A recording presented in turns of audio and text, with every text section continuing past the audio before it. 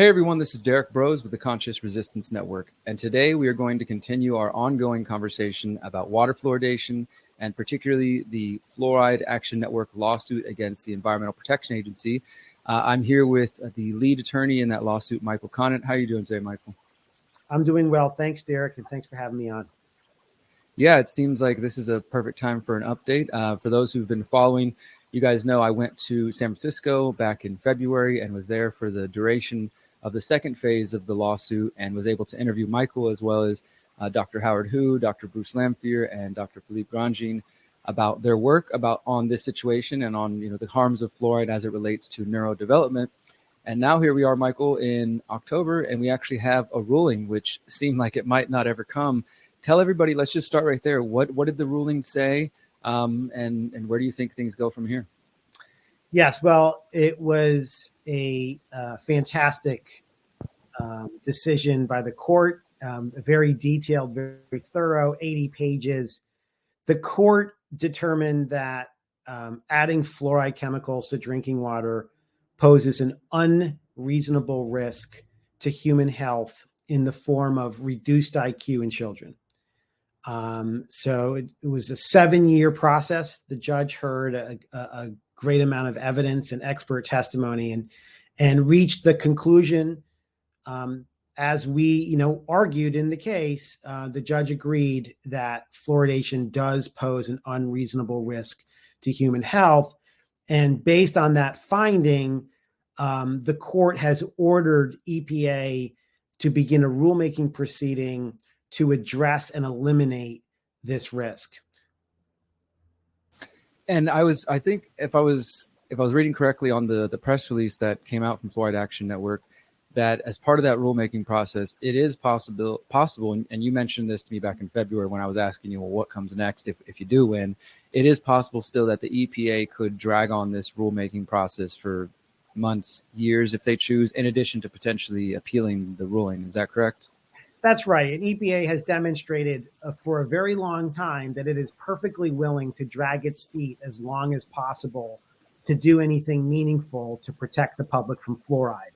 So, I am concerned that we will see EPA attempt again to drag its feet, but there may be legal remedies available for us to compel EPA to move quicker than it otherwise would be willing to do so. But I do think, Derrick, that it's important for everyone out there to keep in mind that there's nothing stopping local communities from taking action now. And we've already seen communities across the U.S. after the court issued its ruling, pausing and suspending its fluoridation program and ending its fluoridation program in light of the court's ruling that this is a significant and unreasonable risk to children's developing brains. So I really encourage people out there. As an attorney, I'm going to be doing everything I can at the federal level to make sure that the EPA does the right thing, namely ban the addition of fluoridation chemicals throughout the United States. That's what we think is required now to effectively address this risk, right? That's what I'm going to be doing. But in the meantime, I think communities really should be taking a good hard look at the question of whether we should be adding a neurotoxicant to drinking water, a chemical that affects the brain. Because, Derrick, as you saw at trial, there was no dispute amongst the experts on EPA's side that fluoride does affect the brain, that fluoride is a neurotoxicant at some level of exposure. The only question in the case was, well, what is the precise level at which it goes from safe to toxic, right? And how does that dose vary based on an individual susceptibility? But there was no dispute that we are now dealing with a neurotoxicant. And so I really think it's time for communities to really readdress this issue. And hopefully we will see many communities in the months ahead taking this chemical out of the water. Yeah, I think that's the important part right now. Obviously, again, congratulations to you and your team. This is a hard fought victory here. It's taken 8 years now. And I do think that point that you just mentioned is really key for everybody at home. There is just a few hours from where I am right now in Houston, Texas, Abilene, Texas. They've already announced that they're pausing their water fluoridation program while they sort of wait to see what the EPA does. I plan to go to my city council next week in Houston, and I don't even really live here full time anymore, but I'm here, so I'm going to use the ruling. And of course, we're going to talk about the NTP, the final report from the NTP in just a moment. I'm going to use both of those bits of information as well as the announcement from the Abilene city government to go to the Houston City Council and say, are you guys ready to act? Because I actually went for the first time to City Council related to fluoride back in 2013, and we were building up a movement out here. It was a group called Fluoride Free Houston. And very quickly, representatives from the American Dental Association showed up to basically say we didn't know what we were talking about. Well, now we have the ruling from a federal court. We have the NTP report. We have references to show that other cities are already taking action. And I think each of those bits of information can be used in this fight by activists like myself and others out there who might be hearing this. It's a positive thing we got the ruling, but we shouldn't sit around and wait for the EPA to act because, as we just said, it could take a while. The other thing you mentioned is that there was an admission by the EPA, I believe, if I remember correctly, Dr. Stanley Barone, who was both a witness on your side as well as for the EPA, who was kind of pushed into a corner with your great work. Honestly, it was wonderful watching you in your element in court admit that, as you said, there is harm. They just can't pinpoint at what point, where does that start and things of that sort. This was mentioned by Judge Chen in his ruling, this uncertainty that still does exist. But could you elaborate on that section? What exactly was he getting at about that we know there's some uncertainty, but either way, action needs to be taken? Right. Well, as you've probably seen, the American Dental Association and some of the organizations that promote fluoridation have latched on to that comment from the court that there is some uncertainty about the level of fluoride that causes IQ loss. But the thing about that, Derrick, as you saw at trial, is if we were to use the standard of certainty for regulating environmental chemicals, then virtually every regulation that we have today to protect the public from toxic chemicals would disappear overnight. Because what you will see in EPA risk assessment is you virtually never have certainty as to the dose that causes the harm. There's always a level of uncertainty. And that's the purpose of risk assessment, is how do you best navigate the uncertainty in a way that will protect the public? Because what you don't want to do is you don't want to wait for the big oops moment where you're like, oh, sorry, yep, it's now definitively 100% absolute clear that we've just poisoned 200 million people. You want to take action before you have that level of proof. And that's what the EPA does every single day. And that's what they've done for every other chemical under this Toxic Substances Control Act. And so what we asked the court to do, and the court agreed, is don't treat fluoride any differently than other toxic chemicals. So if you don't need certainty, absolute certainty for other toxic chemicals before you regulate them, before you protect the public from them, then we shouldn't require that of fluoridation either. And the court agreed with that. And what the court did here is it simply applied EPA's standard risk assessment framework to fluoride. That's what the court did.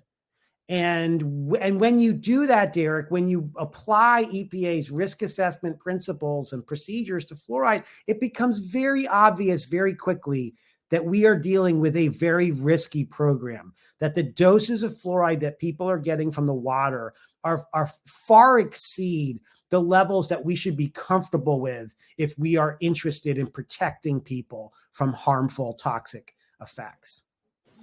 And as you mentioned there, and I remember hearing in February, this is the same procedure that was used to come up with the regulations for mercury and for lead. Is that correct?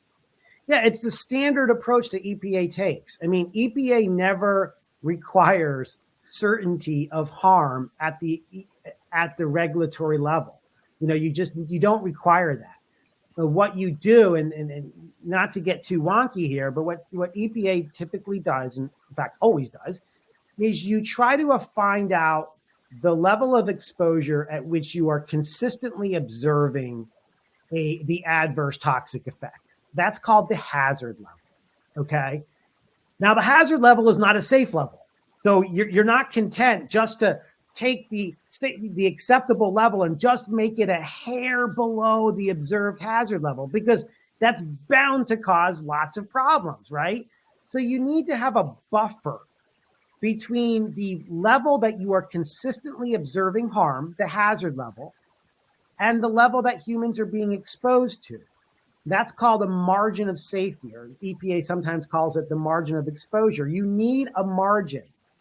And the EPA has never used a margin of safety for fluoride. But when the court's analysis, the court implemented a margin for fluoride. And in doing so, it was very clear that the exposures we're getting from fluoridated water are precariously close to the danger level, to the levels that we consistently see IQ loss in children. And that is the framework for risk assessment. And the court determined that, yes, fluoridated water presents a risk of the hazard of IQ loss. Yeah, and obviously this particular lawsuit was focused on the neurotoxic effects. And for those who are versed in fluoride research, you will know there are other problems that Dr. Howard Hu spoke to me about, including liver and other issues. So, we're kind of zeroed in on this one element, which is obviously important: brain development, particularly, within pregnant mothers and children. That's something I think everybody cares about. But this is just one piece of the bigger puzzle that fluoride is causing harm to humans, and this case, particularly in the United States. I wanted to zero in on another statement from the ruling from Judge Chin, which I think is important because we'll talk about the NTP study in just a moment. But when that came out, which was also a big move, and obviously that preceded Judge Chin's final ruling, the corporate media, the mainstream media, immediately kind of seized on certain statements within the NTP ruling and essentially tried to say this doesn't apply to the United States. But Judge Chen makes it very clear. He says, quote, "The court finds that fluoridation of water at 0.7 milligrams per liter, the level presently considered optimal in the United States, poses an unreasonable risk of reduced IQ in children." I mean, to me, that couldn't be more clear, and I'm glad he was so direct with his statements. But and you also touched on how some of the ADA and the pro-fluoridation groups are already kind of trying to find whatever they can to dismiss this. But what do you think is the importance of that statement there and others that he made to really make it clear to people that we're talking about the current levels promoted by the CDC and other health organizations in the United States, that this is relevant to the United States current fluoridation levels? Yeah, there's no doubt. I mean, if you read the court's opinion, the court, as you noted, is very clear that the level of fluoride that we add to drinking water for fluoridation, which is 0.7 parts per million, presents an unreasonable risk of IQ loss for children. Point blank. That was the court's conclusion. Unreasonable risk of IQ loss for children. But what, this goes back again to the difference between the hazard level and the risk level. Those are two different things. If you look at the NTP report, which was a very comprehensive, systematic review of the scientific literature on fluoride and IQ by the subject experts at the NIH on toxicology, the NTP concluded that above 1.5 parts per million in the water, so that's about about 2 times higher than the optimal level for fluoridation. At that level, above 1.5, you consistently see this association between fluoride and reduced IQ. Now, that would be what you would call the hazard level, okay? That's where we are consistently observing the hazard. And so the American Dental Association, others have been like, oh, it's 1.5 parts per million. What's the big deal? That's 2 times higher than 0.7. Nothing to see here. Let's move on. No big deal, right? But that's not how risk assessment works. Because again, with risk assessment, you have to, what you're looking to do is make sure that the human exposure level, that there's a sufficient buffer between the hazard level and the exposure level. And if that margin is too small, if it's precariously small, the exposure level is too close to where you are consistently observing harm, that's a risk. That's the way the EPA analyzes chemical hazards and chemical risks.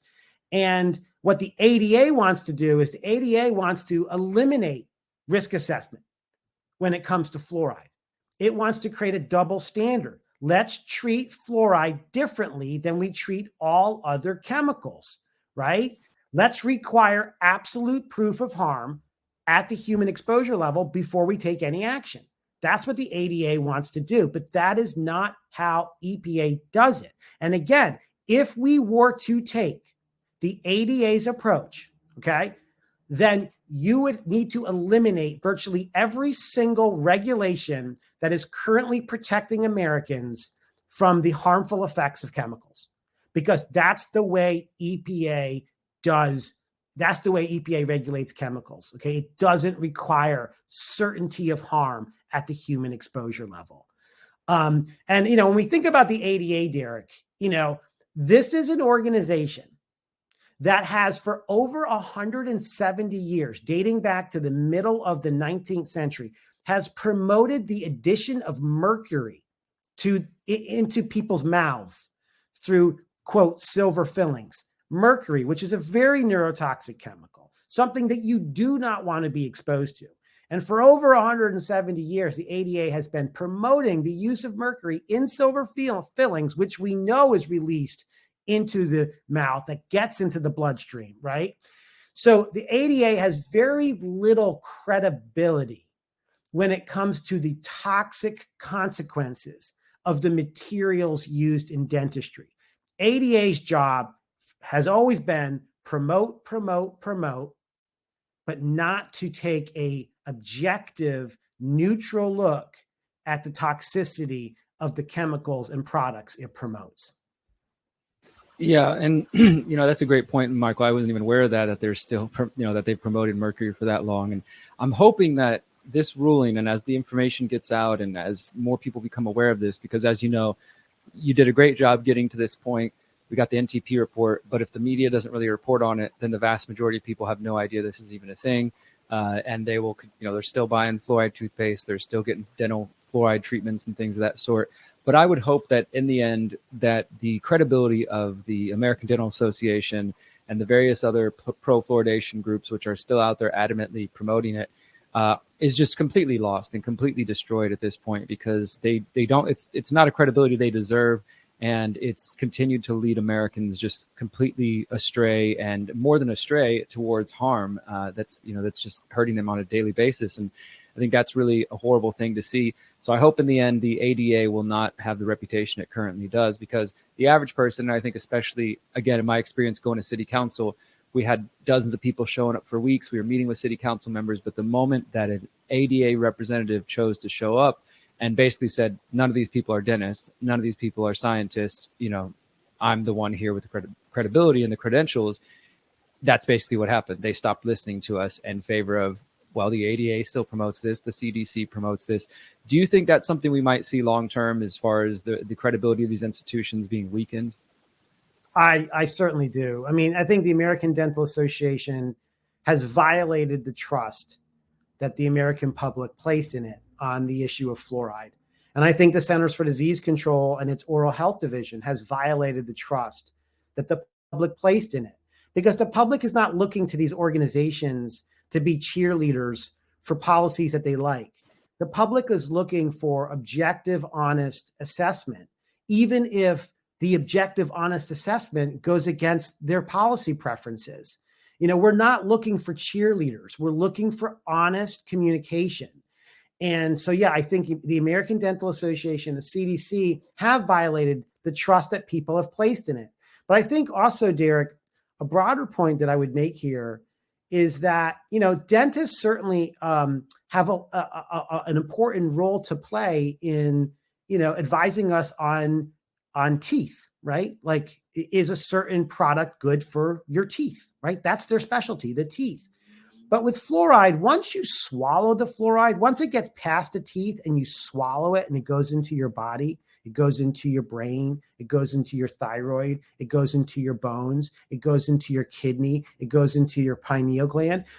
The jurisdiction, if you will, of dentists no longer applies. Like, that's not their specialty, right? So I think it's always been, there's always been a misplaced reliance on the dentistry profession to advise us on the wisdom and the safety of adding fluoride chemicals to drinking water. I think it's fair for dentists to provide their opinions on the dental effects, but for the systemic health and the health consequences of fluoride exposure, we really should be looking more towards toxicologists, environmental epidemiologists, and people who have expertise in investigating how chemicals can affect our health in a much broader way than just looking at the teeth. And that's what the court did in this case. As you know, I mean, the court heard expert testimony from scientists who have done cutting edge very standard setting research on mercury, on the hazards of mercury, on the hazards of lead. And so the court was hearing from the very types of experts that we should have been looking to help advise us on whether fluoridation is a safe policy. And those voices have been ignored for too long. Absolutely. And one other, I guess, just briefly, I want to get to the NTP report, but you just reminded me, and I'm just curious your thoughts and all the research you've done for the lawsuit, and then, obviously your family involved with the Fluoride Action Network. What are your thoughts on the fact that we have data and we have mainstream reporting from the Washington Post, even back in the 90s, about scientists who were trying to blow the whistle that far back about the, associations of potential cancer concerns with fluoride, and just other aspects of that. Scientists who were, their careers were sort of tainted, or they were attacked, and their character was definitely impugned for speaking up about these matters. Is that something? Obviously, it wasn't particularly relevant to the lawsuit and the neurodevelopmental issues, but what are your thoughts on that? I mean, does this, in your mind, is this indicative of, I don't want to say a conspiracy, but of some corporate influence and clear interest that did not want this topic to become a mainstream issue, and then instead would rather it remain in that realm of, you're just a conspiracy theorist, there's nothing to see here? Well, this is a subject that is near and dear to me. The sort of the history that you've pointed to here, and something that I've spent a lot of time researching over the years. And one thing I can say, Derrick, with absolute confidence, and I have a lot of documents going back to the 1940s to demonstrate this, but there has been a long-standing history of what I call data suppression on the fluoride issue, where findings and conclusions that were adverse to the fluoridation program have been airbrushed away from what ultimately is provided to the public. And so there has, and that's something that has, I think, ultimately served to grossly distort the public's understanding on the risks of fluoride exposure, because the government, federal health agencies have for so long presented such a superficial assessment on fluoride, where it's all good all the time, no problems at all. And that goes back to what I was saying earlier, Derrick. Like, the public's not looking to federal health agencies to be cheerleaders for the policies that they love, okay? We're looking to the federal health agencies to provide the facts, good or bad, about these chemicals so that we can make informed decisions about how we and our families want to use these chemicals. Like, it's not, they shouldn't be in the position of just, well, if the public hears this fact, they may not really want to support fluoridation anymore. And so we shouldn't tell them that fact. Like, no, that shouldn't be their role. They should just give us the facts, good and bad, and let all of us make informed decisions about how we want to use this stuff.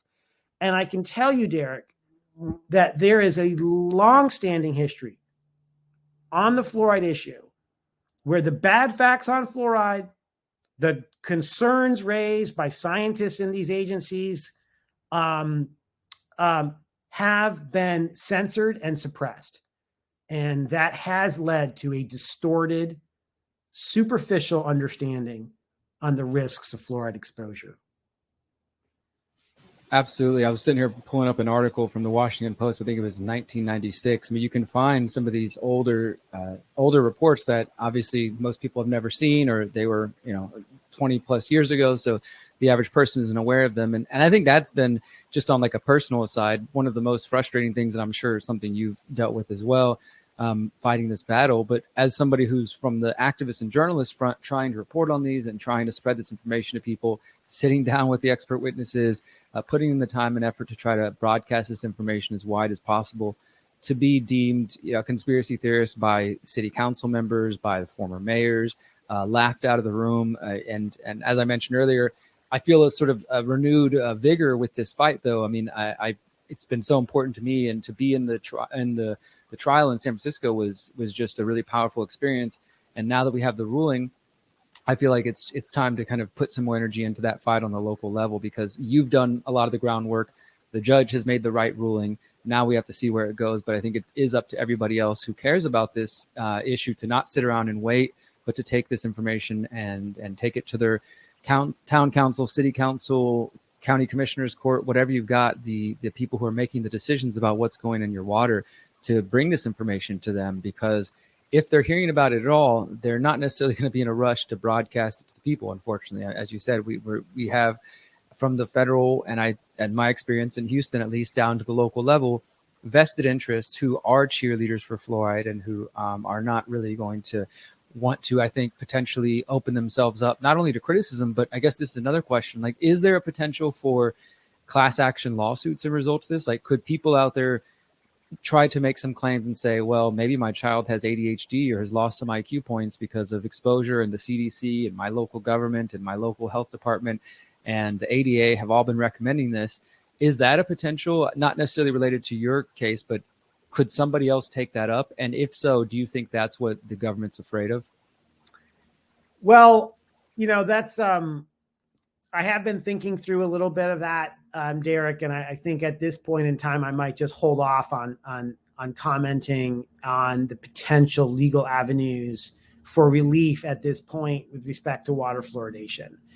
I think it's going to be a question that, people will be asking in the years ahead, but it's, at this point in time, I don't feel like I'm at a point where I can comment on that with the level of sort of legal rigor that I would want to be able to provide on that. Okay. Sure. But I do, to your point though, your first point, I think one of the things that is very attractive about the fluoride issue is that it's one of the issues that we have an ability to influence and affect, right? Like, there's some issues of political corruption and things that, we read about, we learn about, and we're outraged by, right? That it's very hard for us as citizens on the ground to do much about, right? And they may be much more important ultimately than the fluoride issue, right? But with the fluoride issue, you have the ability to actually bring about positive change that, bring about justice. And we see it happening every year, where you have communities across the country who are organizing and getting the fluoride chemicals taken out of their water supply. So it's something that can definitely be done on the local level. And I do think that the court's ruling, which is really like, if you're coming from the position, right, and if you've bought in what the standard narrative is on fluoridation, this court's ruling is shocking, right? Like, it's shocking. It's so fundamentally at odds with the orthodoxy, that I do think it's really going to bring about a lot of rethinking from people who previously probably would not have been open to considering the issue. And I'm really encouraged by that, because I really just want us to, I really want us just to get to a rational discussion on fluoride. Like, get rid of the cultural baggage. Just look at this anew. Look at it with fresh eyes. And if you do, you look around the world and you see that the vast majority of Europe has long ago rejected this. Their teeth aren't falling out. Their teeth are perfectly fine. In fact, their cavity rates are generally lower than the United States. Look at what the Centers for Disease Control has already admitted, that you don't actually need to swallow fluoride, that the benefit, the predominant benefit, is topical, just applying it to your teeth.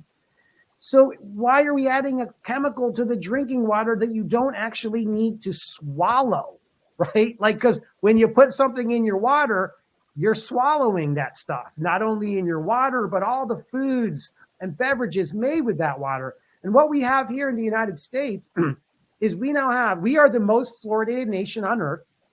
Over half of the people on this planet that drink fluoridated water live here in the US. So we're the most fluoridated nation. And as a result, we have a contaminated food supply.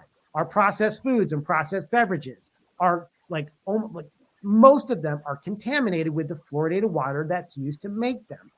So it's an issue that, if people look at it anew, let some of that cultural baggage, those preconceptions go, right?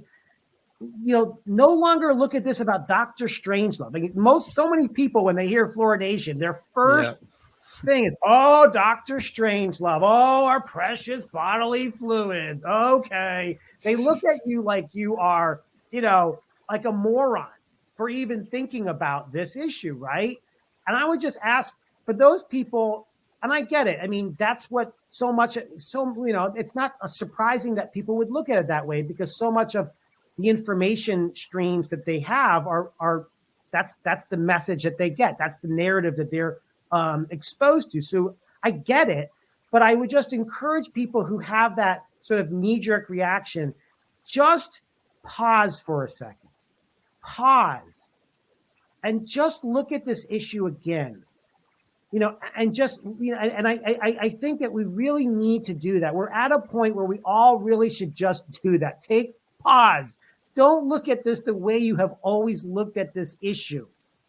Should we really be adding a neurotoxin to our drinking water? Yeah, it's a great question. I was going to mention Dr. Strangelove if you didn't, because that is seriously one of the most stereotypical responses.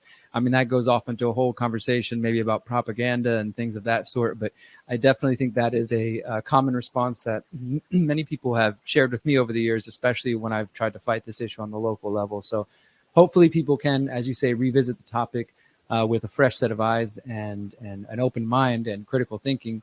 Before we get to wrap it up here, I do want to touch a little further on the NTP report.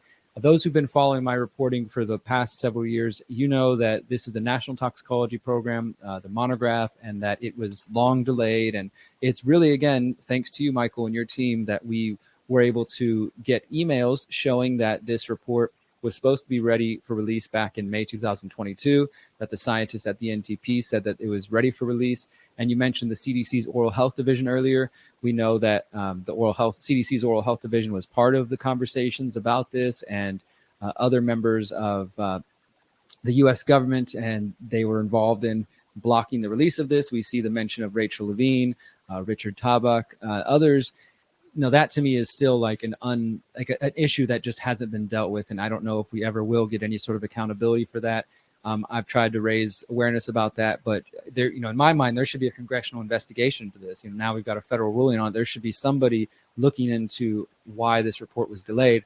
But setting that all aside for a moment, tell us about the final report and what it concluded and what role this played in getting to the final ruling from Judge Chen. Right. Well, so just the context here is, we had our first trial in this case in the summer of 2020.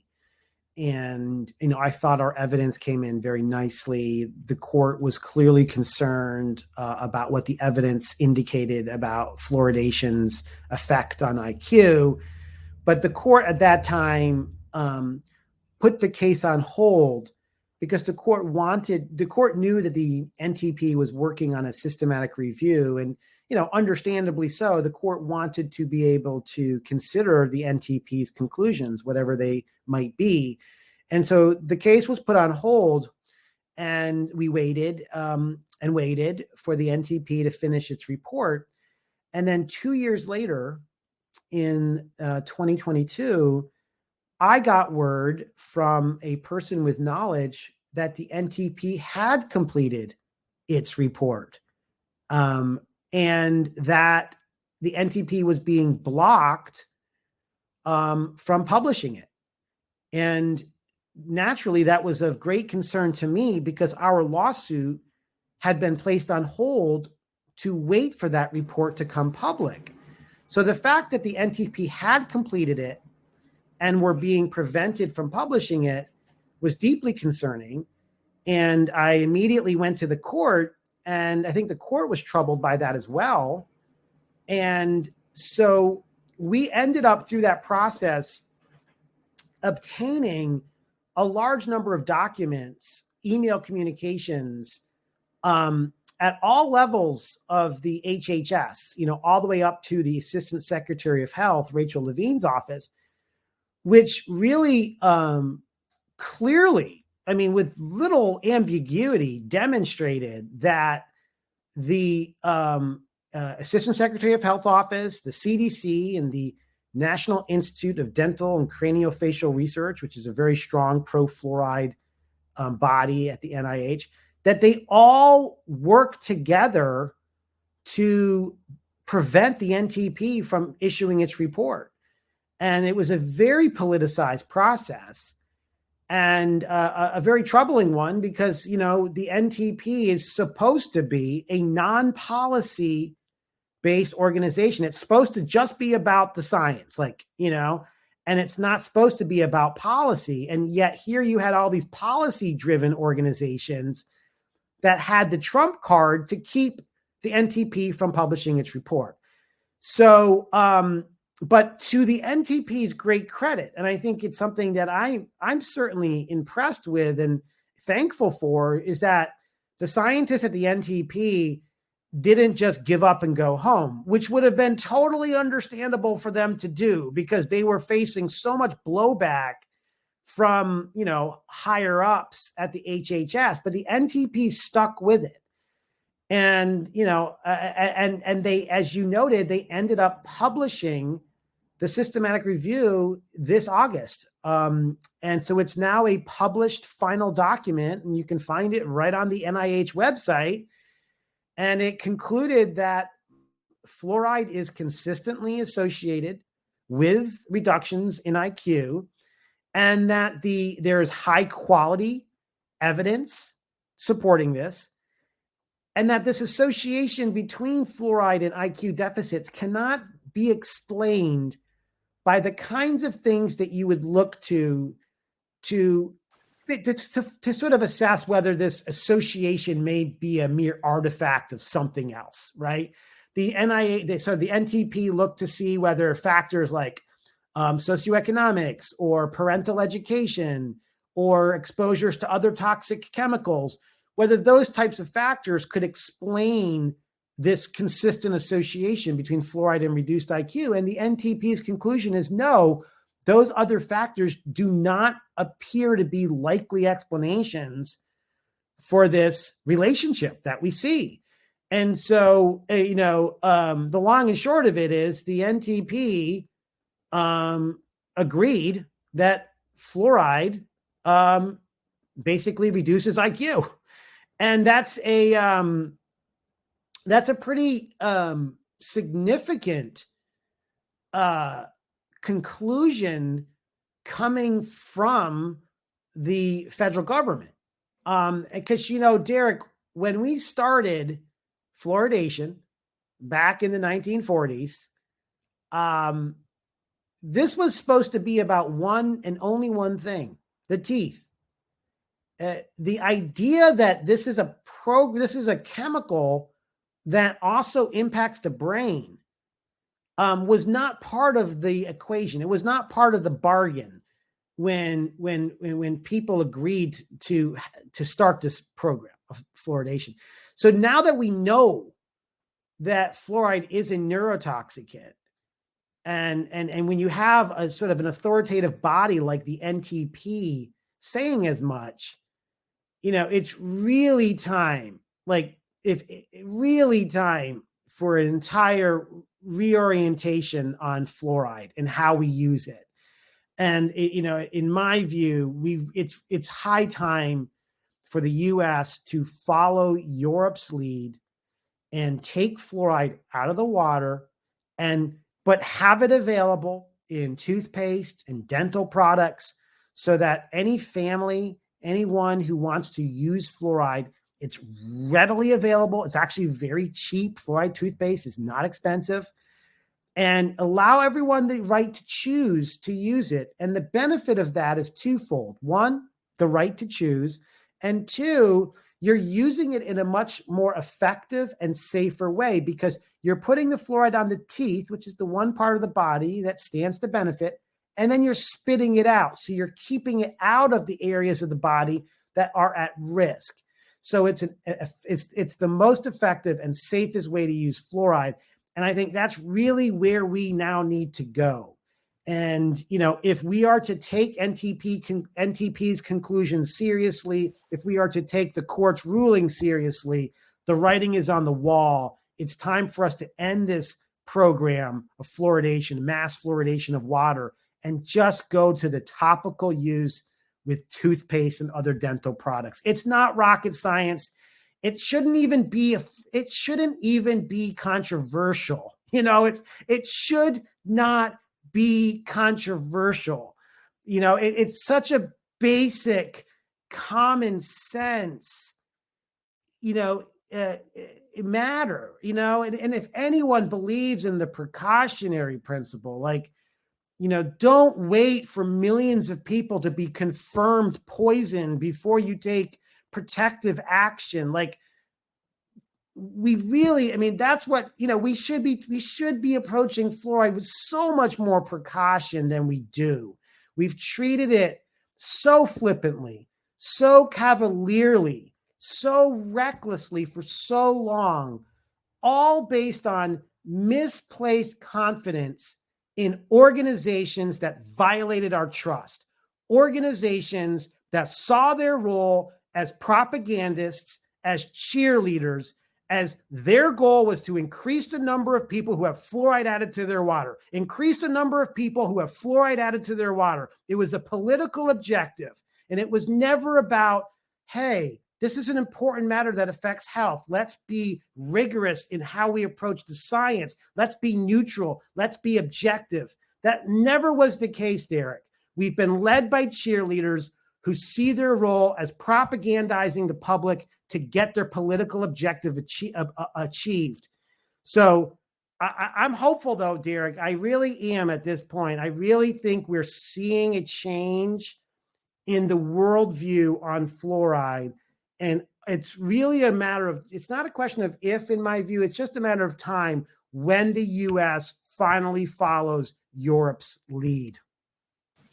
Yeah, and I hope that is the direction we're going, Michael. You've done such great work on this. I just want to add to this discussion here on the NTP report. I sort of mentioned this earlier, that when the NTP report came out, probably the most widely distributed headline came from the Associated Press, which said, U.S. government report says fluoride at twice the recommended limit is linked to lower IQ in kids. And in my article on this, I was kind of just making note that phrase at twice the recommended limit was repeated over and over, and of course taken by the ADA and other advocates of fluoride to basically say this doesn't apply to the U.S. But actually, in the NTP's report, as you know, Michael, in this 324-page report, lower in the section, it's not at the top, but it's buried in there. It says, however, because people receive fluoride from multiple sources, not just drinking water, individuals living in areas with optimally fluoridated water can have total fluoride exposures higher than the concentration of their drinking water. And just kind of making that point that the judge also made, that this is applicable to the U.S.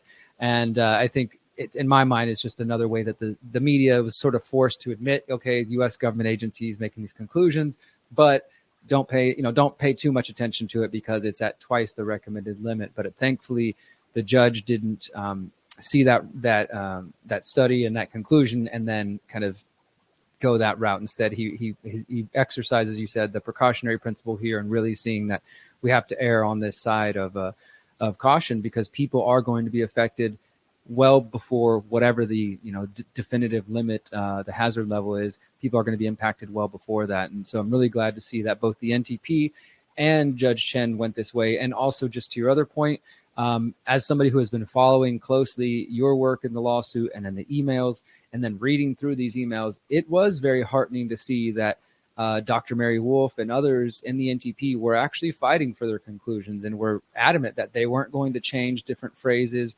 that the anonymous peer reviewers were trying to get them to do, and include certain things that, in my view, were sort of watering down their conclusions, and that they continued to fight. And I think that can give those who have maybe lost some faith and some trust in, quote unquote, the science in the last few years, some faith that there are actually real scientists out there who do want to follow the data where it goes and aren't just bought out by corporate interests, and who aren't just going to lead the people astray.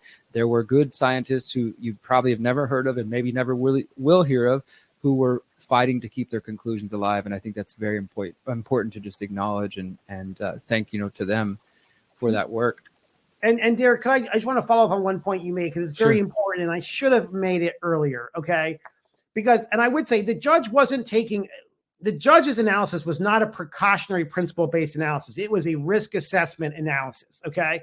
But one of the things that the judge makes clear in his opinion, okay, and which the evidence backed up very much so, is that there are a number of models that we have available for assessing the risk of fluoride exposure, which show that people drinking fluoridated water exceed the observed hazard level, right? So, and just one example of that.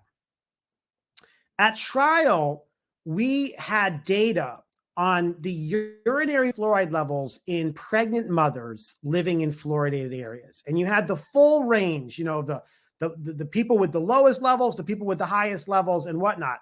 And what the data showed is there is a significant number of pregnant moms in fluoridated areas, over 5%, who have more fluoride in their body, in their circulating system, than people living in areas with 1.5 parts per million. So you have a complete overlap in fluoride exposures between the so-called high levels at 1.5 and our optimal level at 0.7. So it's not just a situation where we have a insufficient margin of safety. It's also a situation where some people in fluoridated areas are exceeding the levels at which harm has been consistently observed. So I just want to make that clear. This is not just a situation where you're relying on the margin of safety principle. It's also a situation where you have just straight up exceedance of the hazard level in the fluoridated areas. Thank you for making that point, Michael. I know we got to let you go in just a moment. One last brief question, if you have the second. If for me and for others out there who are ready to go to City Council now, is there any particular area of the ruling or the NTP final conclusion that we should focus on, that we should bring to our local elected leaders? Yeah, there are a couple really choice, I think, summary statements in the judge's ruling. I know that the Fluoride Action Network has compiled a series of quotations on its website that I would look to and refer to. But there's some really powerful language from the court, and I think it does certainly make sense for those who are going to present the court's findings, get some of those quotes, put them into a PowerPoint or a nice big poster, because when when you look at that language, it's very clear, and I think it will open minds on this issue. So I think use the court's language when talking about the court's decision. Perfect. I will go ahead and find those quotations, and I'll include that in the description below, everybody. Thank you all for tuning in. We've been talking with Michael Connett, who's been the lead attorney for the lawsuit against the EPA. Again, Michael, thank you for all your work. Congratulations on your victory. We will be following up and seeing where things go from here on out. Everybody at home, take this information, use it in your local communities, use it to educate your family and friends, and perhaps people who've thought you were crazy or mentioned Dr. Strangelove.